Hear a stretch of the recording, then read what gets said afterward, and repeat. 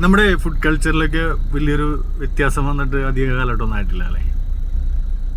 എനിക്ക് തോന്നുന്നു എൻ്റെ ചെറുപ്പത്തിലൊക്കെ ഒരു പുറത്തു പോയി ഫുഡ് കഴിക്കുക എന്ന് പറഞ്ഞാൽ ഏറ്റവും കൂടുതൽ കഴിച്ചിട്ടുള്ള ഒന്നാണ് പൊറോട്ടയും ബീഫും, പിന്നെ മസാല ദോശ, അങ്ങനെയുള്ള സാധനങ്ങളൊക്കെയാണ് നമ്മൾ ഏറ്റവും കൂടുതൽ പുറത്തു പോയി കഴിച്ചിട്ടുള്ള സംഭവങ്ങൾ. പിന്നെ ഫ്രൈഡ് റൈസ് അങ്ങനെയുള്ള സാധനങ്ങളൊക്കെ കഴിച്ചിട്ടുണ്ട്. പക്ഷെ അതൊക്കെ നാട്ടിൻപുറത്ത് അത്ര കാര്യമായിട്ട് അവർ കിട്ടിയിരുന്നൊരു സംഭവമല്ല. അത് പുറത്ത് വല്ല സിറ്റിക്കകത്തൊക്കെ പോകുമ്പോഴാണ് നമ്മൾ അങ്ങനത്തെ ഫുഡൊക്കെ കഴിച്ചിട്ടുള്ളത്. എനിക്ക് തോന്നുന്നു അതിലൊക്കെ ഒരു വ്യത്യാസം വന്നത്, അതായത് കൂടുതൽ ഫുഡ് കൾച്ചർ ഡിഫറൻസ് നമ്മൾക്കിടയിൽ വരുന്നതിൻ്റെ മെയിൻ കാര്യം എന്താണെന്ന് വെച്ചാൽ ഈ ചിക്കൻ്റെ ഒരു അവൈലബിലിറ്റിയാണ്. ഈ ബ്രോയിലർ ചിക്കൻ എന്ന് പറയുന്ന സംഭവം കൂടുതൽ ജനകീയമായപ്പോഴാണ് ഷവർമയായാലും അൽഫാമായാലും അതുപോലെ തന്നെ നമ്മൾ ഗ്രിൽഡ് ചിക്കൻ, അതായത് ഷവായി എന്ന് വിളിക്കുന്ന ഗ്രിൽഡ് ചിക്കനൊക്കെ നമുക്കിടയിൽ, അതുപോലെ 65 ചില്ലി ചിക്കനൊക്കെ നമുക്ക് സാധാരണക്കാരുടെ ഇടയിലും നാട്ടിൻപുറത്തൊക്കെ ഏറ്റവും കൂടുതൽ കിട്ടിത്തുടങ്ങിയത് ഈ ഒരു ബ്രോയിലർ ചിക്കൻ്റെ വിപ്ലവകരമായിട്ടുള്ള വരവോടുകൂടിയാണ്. ഇതിൽ ഏറ്റവും കൂടുതൽ എന്താ പറയുക, ആൾക്കാരിൽ ജനകീയമായ ഒരു ഭക്ഷണം എന്ന് പറയുന്നത് ഈ Arabian food, semi Arabian food എന്നൊക്കെ പറയാം. കാരണം അറേബ്യൻ ഫുഡ് എന്ന് പറയുമ്പോൾ അതിൻ്റെ മസാലകളും അതൊക്കെ ഒരുപാട് വ്യത്യാസമുണ്ട്. അപ്പോൾ നമ്മൾ അറേബ്യൻ ഫുഡിൽ തന്നെ നമ്മളുടേതായിട്ടുള്ള കുറേ മസാലകളും സ്പൈസസൊക്കെ ആഡ് ചെയ്തിട്ടാണ് നമ്മൾ കഴിക്കുന്നത്. അതിലേറ്റവും വിപ്ലവകരമായ മാറ്റം എന്ന് പറയുന്നതും കുഴിമന്തിയുടെ വരവാണ്. കുഴിമന്തിയുടെ ഒരു സെർവിങ് മെത്തേഡ് തന്നെയാണ് അതിൻ്റെ ഒരു പ്രധാന അട്രാക്ഷൻ എന്ന് പറയുന്നത്. അതിൻ്റെ റൈസ് അൺലിമിറ്റഡ് ആണ്. അപ്പോൾ ഈ പറഞ്ഞ പോലെ ഫ്രണ്ട്സായിട്ടും ഫാമിലിയൊക്കെ പോയിട്ട് പോകുമ്പോൾ ഒരു നേരത്തെ ഭക്ഷണം നല്ല വയറിറച്ച് കഴിക്കാൻ കിട്ടുന്ന ഒരു ഭക്ഷണമാണ് മന്തി എന്ന് പറയുന്നത്. അതാണ് അതിൻ്റെ ഒരു പ്രധാന അട്രാക്ഷൻ എന്ന് പറയുന്നത്. കാരണം ആ ഒരു പ്രായം എന്നൊക്കെ പറയുന്നത്, ഇപ്പോൾ ടീനേജേഴ്സ് എന്നൊക്കെ പറയുമ്പോൾ നമുക്ക് ഏറ്റവും വിശപ്പടക്കുക എന്നുള്ളതാണ്, ഏറ്റവും നന്നായിട്ട് വിശപ്പടക്കാൻ കിട്ടുന്നൊരു സാഹചര്യമാണ്. അപ്പോൾ സാഹചര്യത്തിന് പ്രത്യേകത കൂടെ ഉണ്ട്. ആ സമയത്ത് നമുക്ക് ഒരുപാട് കഴിക്കാനൊക്കെ ആഗ്രഹമുള്ള സമയമായിരിക്കും. പക്ഷെ നമ്മുടെ സാമ്പത്തികം അത്ര വലുതായിരിക്കില്ല. പിന്നീട് സാമ്പത്തികമൊക്കെ ആയി അത്യാവശ്യം കുഴപ്പമില്ലാത്ത രീതി വരുമ്പോൾ ഒരുപക്ഷെ നമുക്ക് ഇതൊക്കെ കഴിക്കാനുള്ള ആഗ്രഹങ്ങളൊക്കെ പോയിട്ടുണ്ടാവും.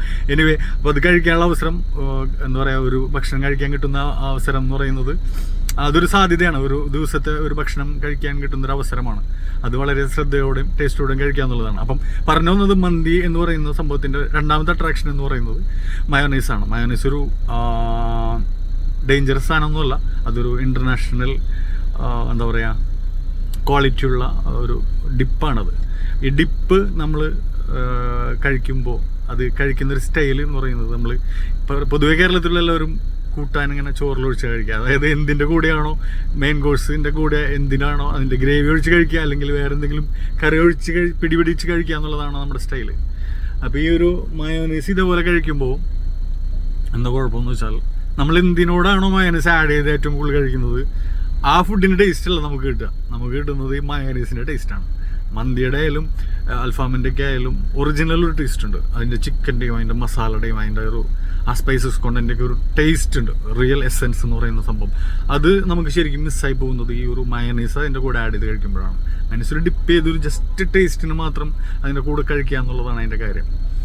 അപ്പോൾ അതുകൊണ്ട് ഈ ഒറിജിനൽ ഫുഡിൻ്റെ സാധ്യതകളെ കളയാതെ ഈ പറഞ്ഞ പോലെ ഓരോ പ്രാവശ്യം ഭക്ഷണം കഴിക്കാൻ കഴിയുന്നതൊരു വലിയൊരു സാധ്യതയാണ്. ഒരു ഫുഡ് ടേസ്റ്റ് ചെയ്യാനുള്ളൊരു സാധ്യതയാണ്. അല്ലെങ്കിൽ ഒരു പ്രാവശ്യവും നമുക്ക് ഭക്ഷണം കഴിക്കാൻ കിട്ടുക എന്ന് പറയുന്നത് വലിയൊരു അനുഗ്രഹമാണ്. അപ്പോൾ മന്തിയുടെ ഒരു പ്രശ്നം എല്ലാവരും പറയുന്നത് ഈ പറഞ്ഞ പോലെ അതിൻ്റെ കൂടെ അജിനോമോട്ടോയുടെ കൂടുതൽ ഉപയോഗം ഉണ്ടെന്നൊക്കെയാണ് പറയുന്നത്. അജിനോമോട്ടോയും ഈ പറഞ്ഞ പോലെ വലിയ ഡേഞ്ചറസ് ആയിട്ടുള്ള സാധനമൊന്നുമല്ല. അത് പുറത്തുള്ള ആൾക്കാരുടെ നിത്യജീവിതത്തിലെ ഒരു ഭാഗം കൂടെയാണ്. എനിവേ, നമ്മളുടെ ഇവിടെ വരുമ്പോൾ ഉള്ള വ്യത്യാസങ്ങളും നമ്മളുടെ ടേസ്റ്റും നമ്മളുടെ ടോട്ടൽ പരിപാടികളെല്ലാം വ്യത്യസ്തമായിട്ടുള്ളത് കൊണ്ട് നമുക്ക് ചിലപ്പോൾ അത് പ്രശ്നമായിട്ട് വരാൻ സാധ്യതയുണ്ട്. എന്തായാലും ഈ മയോണൈസിൻ്റെ ഉപയോഗം ഈ പറഞ്ഞ പോലെ തന്നെയാണ്. കൺസംഷൻ ഭയങ്കര കൂടുതലാണ് നമ്മളുടെ ഈ പറഞ്ഞ പോലെ മെയിൻ കോഴ്സ് ഫുഡിൻ്റെ കൂടെ ഈ കൺസംഷൻ കൂടുതലായതുകൊണ്ട് ഈ മെയിൻ കോഴ്സിൻ്റെ ടേസ്റ്റ് പലപ്പോഴും നമുക്ക് കിട്ടാണ്ടായിട്ട് പോകുന്നുണ്ട്.